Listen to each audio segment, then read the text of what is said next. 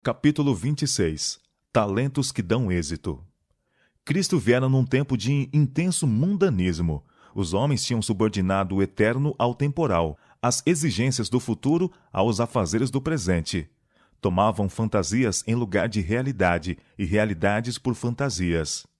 Não viam pela fé o mundo invisível.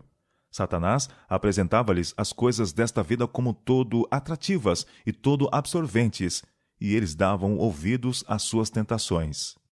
Cristo veio para mudar esta ordem de coisas. Procurou quebrar o encanto pelo qual os homens estavam apaixonados e enredados. Em seus ensinos, procurava ajustar as exigências do céu e da terra e dirigir os pensamentos do homem do presente para o porvir. Chamava-os da prossecução das coisas seculares para fazer provisão para a eternidade. Havia um certo homem rico, disse, o qual tinha um mordomo, e este foi acusado perante ele de dissipar os seus bens. O rico depositara todas as suas posses na mão deste servo, porém o servo era infiel, e o patrão foi convencido de que era defraudado sistematicamente. Determinou não mais tê-lo a seu serviço e procedeu a uma investigação de suas contas. Que é isto que ouço de ti? Disse. Dá contas da tua mordomia, porque já não poderá ser mais meu mordomo. Com a perspectiva da demissão, o mordomo viu 3 caminhos abertos à sua escolha. Precisava trabalhar, mendigar ou morrer de fome. E disse consigo mesmo: que farei, pois o meu senhor me tira a mordomia? Cavar não posso, de mendigar tenho vergonha. Eu sei o que hei de fazer, para que quando for desapossado da mordomia, me recebam em suas casas. E chamando a si cada um dos devedores do seu senhor, disse ao primeiro: quanto deves ao meu senhor? E ele respondeu: 100 medidas de azeite. E disse-lhe: toma a tua obrigação, e assentando-te já, escreve 50. Disse, pois, ao outro: e tu, quanto deves? E ele respondeu: 100 alqueire de trigo. E disse-lhe: toma a tua obrigação, e escreve 80. O servo infiel tornou a outros participantes de sua desonestidade. Defraudou o seu patrão para lhe ser útil, e, aceitando este favor, colocavam-se sobre a obrigação de recebê-lo, como amigo em suas casas. E louvou aquele senhor o injusto mordomo, por haver procedido prudentemente. O homem mundano louvou a sagacidade daquele que o defraudara. O elogio do rico não era, porém, o elogio de Deus. Cristo não louvou o mordomo injusto, mas usou de uma ocorrência notória para ilustrar a lição que desejava dar. Granjeai amigos com as riquezas da injustiça, disse, para que quando estas vos faltarem, vos recebam eles nos tabernáculos eternos.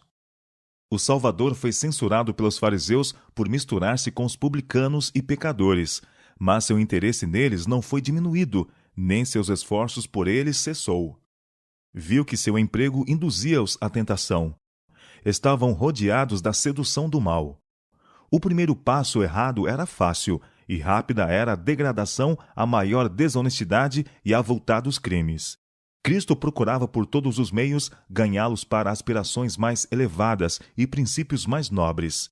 Tinha em vista este propósito na parábola do mordomo infiel. Havia entre os publicanos justamente tais casos como o apresentado na parábola, e na descrição de Cristo reconheceram seu próprio procedimento.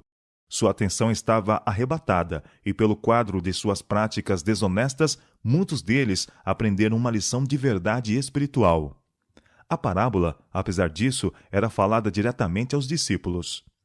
O fermento da verdade fora-lhes dado primeiro, e por eles devia alcançar a outros.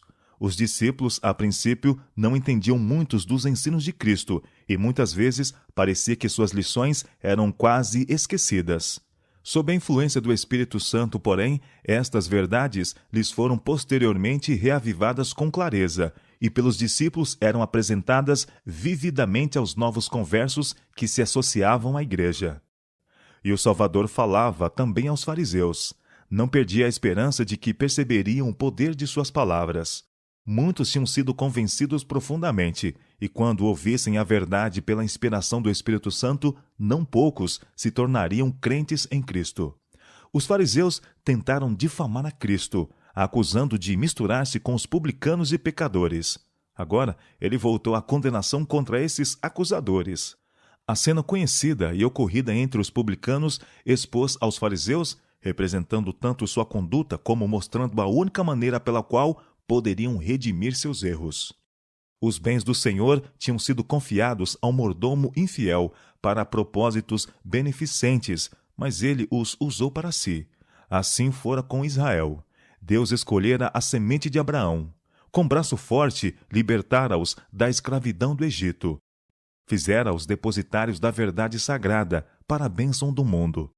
Confiara-lhes os oráculos vivos para que comunicassem luz aos outros. Mas seus mordomos usaram estas dádivas para se enriquecerem e exaltarem. Os fariseus, cheios de importância e justiça própria, estavam dando má aplicação aos bens emprestados por Deus para usá-los para sua glória. O servo da parábola não fizera provisão para o futuro. Os bens a ele confiados para o benefício de outros, usou-os para si mesmo, porém, pensou só no presente. Quando a mordomia lhe fosse tirada, nada teria que pudesse chamar seu. Mas os bens do Senhor ainda estavam em suas mãos, e resolveu usá-los para precaver-se contra futuras vicissitudes. Para conseguir isto, precisava trabalhar consoante novo plano. Em vez de acumular para si, precisava repartir com outros. Deste modo, poderia assegurar amigos que, quando fosse deposto, o haveriam de receber. O mesmo se dava com os fariseus. A mordomia estava prestes a ser deles tirada, e eram solicitados a prover para o futuro. Somente repartindo as dádivas de Deus na presente vida, poderiam prover para a eternidade. Depois de narrar a parábola, Cristo disse: Os filhos deste mundo são mais prudentes na sua geração do que os filhos da luz. Isto quer dizer que os homens sábios segundo o mundo demonstram mais sabedoria e empenho em servirem-se do que os professos filhos de Deus no serviço para ele. Assim era nos dias de Cristo. Assim é hoje. Considere a vida de muitos que professam ser cristãos. O Senhor os dotou de aptidões, poder e influência. Confiou-lhes recursos para que fossem seus cobreiros no grande plano da redenção. Todos os seus dons devem ser usados para abençoar a humanidade, para aliviar o sofredor e o necessitado. Devemos alimentar o faminto, vestir o nu, cuidar das viúvas, dos órfãos e servir ao aflito e ao abatido. Nunca foi intenção de Deus que houvesse tanta miséria no mundo. Nunca pretendeu que um homem tivesse abundância dos luxos da vida, enquanto os filhos dos outros houvessem de chorar por pão. Os meios supérfluos às necessidades reais da vida são confiados ao homem para o bem e para beneficiar a humanidade. Diz o Senhor: Vendei o que tendes e dai esmolas. Repartam de boa mente e sejam comunicáveis. Quando fizeres convite, chama os pobres, aleijados, mancos e cego. Lucas, capítulo 12, verso 33, 1 Timóteo, capítulo 6, verso 18 e Lucas, capítulo 14, verso 13. Que soltes as ligaduras da impiedade, desfaças as ataduras do jugo. Deixes livres os quebrantados e despedaces todo o jugo. Repartas o teu pão com o faminto. Recolhas em casa os pobres desterrados. Vendo o nu, o cubras, e fartes a alma aflita. Ide por todo o mundo, pregai o evangelho a toda criatura. Isaías capítulo 58, versos 6, 7 e 8. Marcos capítulo 16, verso 15. Estes são os mandamentos do Senhor. Está o grande corpo de cristãos professando esta obra? Ah, quantos se estão apropriando das dádivas de Deus! Quantos estão comprando uma casa após outra, um terreno após outro? Quantos estão gastando seu dinheiro em prazeres, na satisfação do apetite, em casas, mobílias e vestidos extravagantes? Seus semelhantes são abandonados à miséria e ao crime, à enfermidade e à morte. Multidões estão perecendo sem um olhar de compaixão, sem uma palavra ou ato de simpatia. Os homens são culpados de roubo para com Deus. Seu emprego egoísta dos meios rouba ao Senhor a glória que para ele deveria fluir no alívio da humanidade sofredora e na salvação de almas. Estão dissipando os bens a eles confiados. O Senhor declara: Chegar-me-ei a vós para juízo, e serei uma testemunha veloz contra os que defraudam o jornaleiro e pervertem o direito da viúva e do órfão e do estrangeiro. Roubará o homem a Deus? Todavia vós me roubais, e dizeis: Em que te roubamos? nos dízimos e nas ofertas alçadas. Com maldição sois amaldiçoados, porque me roubais a mim, vós, toda a nação. Eia, pois agora, vós ricos, as vossas riquezas estão apodrecidas, e os vossos vestidos estão comidos da traça. O vosso ouro e a vossa prata se enferrujam, e a sua ferrugem dará testemunho contra vós. Entesourastes para os últimos dias. Deliciosamente vivestes sobre a terra, e vos deleitastes. Eis que o jornal dos trabalhadores, que ceifaram as vossas terras, e que por vós foi diminuído, clama. E os clamores dos que ceifaram entraram nos ouvidos do Senhor dos Exércitos. Malaquias capítulo 3, versos 5, 8 e 9. E Tiago capítulo 5, versos 1 a 5. Será exigido a cada um que restitua os dons a ele confiados. No dia do juízo final, as riquezas acumuladas pelo homem estarão sem valor. Nada tem que possam chamar seu. Aqueles que passam a vida amontoando tesouros mostram menos sabedoria e menos bom senso e cuidado pelo seu bem-estar eterno do que o mordomo infiel quanto ao seu sustento material. Menos sábios que os filhos do mundo, em sua geração, são estes professos filhos da luz. Estes são os de quem o profeta declara na visão do grande dia do juízo. Naquele dia o homem lançará às toupeiras e aos morcegos os seus ídolos de prata e os seus ídolos de ouro, que fizeram para ante eles se prostrarem, e meter-se-á pelas fendas das rochas e pelas cavernas das penhas, por causa da presença espantosa do Senhor e por causa da glória de sua majestade, quando ele se levantar para assombrar a terra. Isaías capítulo 2, versos 20 e 21. Granjeai amigos com as riquezas da injustiça, disse Cristo, para que quando estas vos faltarem, vos recebam eles nos tabernáculos eternos. Deus, Cristo e os anjos estão todos ministrando aos enfermos, padecentes e pecadores. Entregue-se a Deus para essa obra. Use seus dons para este propósito e entrará em sociedade com os seres celestes. Seu coração palpitará em harmonia com deles. Assemelhar-se-á a eles no caráter. Não lhe serão estranhos estes moradores dos tabernáculos eternos. Quando as coisas terrestres tiverem passado, os vigias nas portas do céu o chamarão bem-vindo. E os meios usados para abençoar a outros trarão recompensa. Riquezas bem empregadas realizarão muito bem. Almas serão ganhas para Cristo. Aqueles que seguem o plano de vida de Cristo verão nas cortes de Deus aqueles pelos quais trabalharam e se sacrificaram na terra. Os redimidos, com coração grato, lembrar-se-ão daqueles que serviram de instrumento em sua salvação. O céu será precioso para os que foram fiéis na obra de salvação de almas.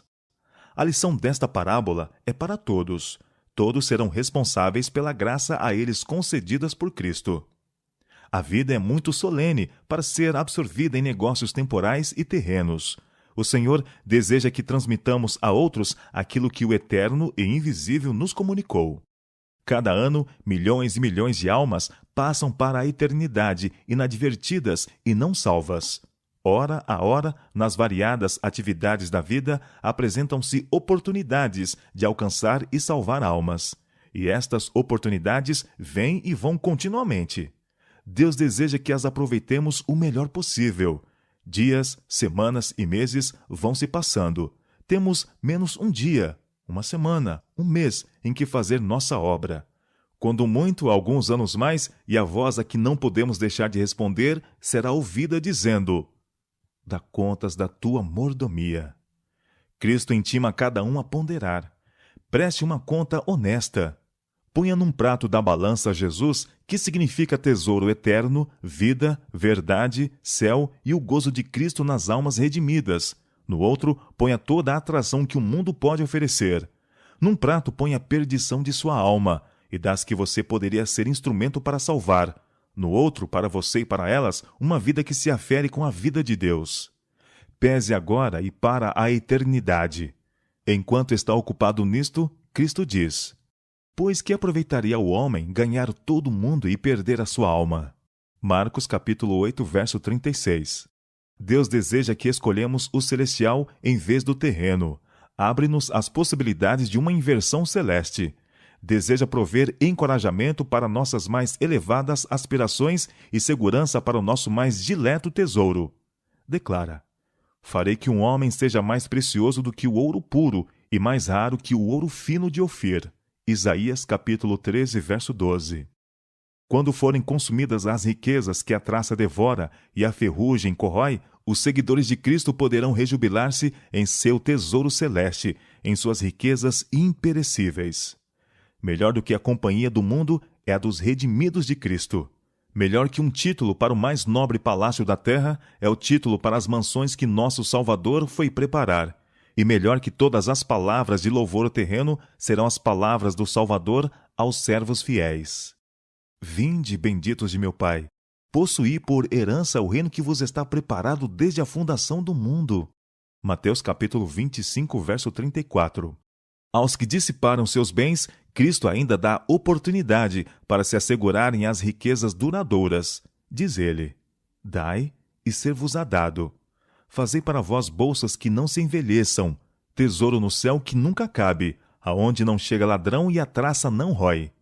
Manda aos ricos deste mundo que façam bem, enriqueçam com boas obras, repartam de boa mente e sejam comunicáveis, que entesourem para si mesmos um bom fundamento para o futuro, para que possam alcançar a vida eterna. Lucas capítulo 6, verso 38, Lucas capítulo 2, verso 33 e 1 Timóteo capítulo 6, versos 17 a 19. Deixe, pois, que sua propriedade o proceda no céu. Deposite seu tesouro ao lado do trono de Deus. Assegure seu título às inescrutáveis riquezas de Cristo. Granjeai amigos com as riquezas da injustiça, para que quando estas vos faltarem, vos recebam eles nos tabernáculos eternos.